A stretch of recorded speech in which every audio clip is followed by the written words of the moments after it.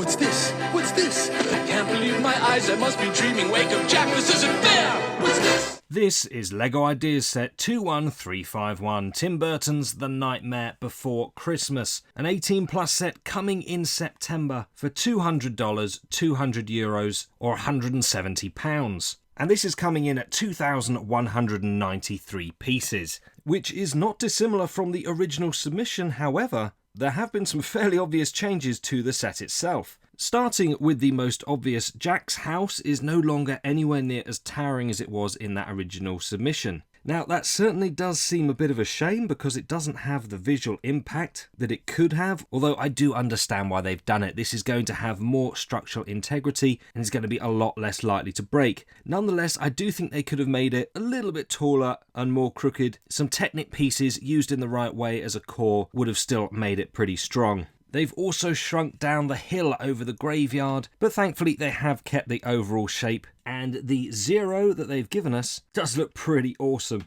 I think it's a brilliant mould, just looks cool. That does, however, bring us onto the subject of minifigures. The original submission had proposed one of Jack normally and a Sandy Claus, as well as regular Santa, Lock, Shock and Barrel, Sally and Dr. Finkelstein. Unfortunately, that hasn't completely translated. Yes, we have Jack and Sally and a regular Santa, but no Jack in the Santa outfit, and whilst it is cool to get the mayor, not having Dr. Finkelstein is a bit of a miss in my opinion. Of course, there are also lots of other secondary characters that are missing, but one of the main ones is Oogie Boogie, which has been completely left out of the set. Overall, there's been quite a lot of changes from the initial submission to what we're actually going to be getting. Yes, certain parts of it definitely look cleaner, crisper, more sturdily built, but I definitely think it's lost some of the impact and characterfulness that initially had.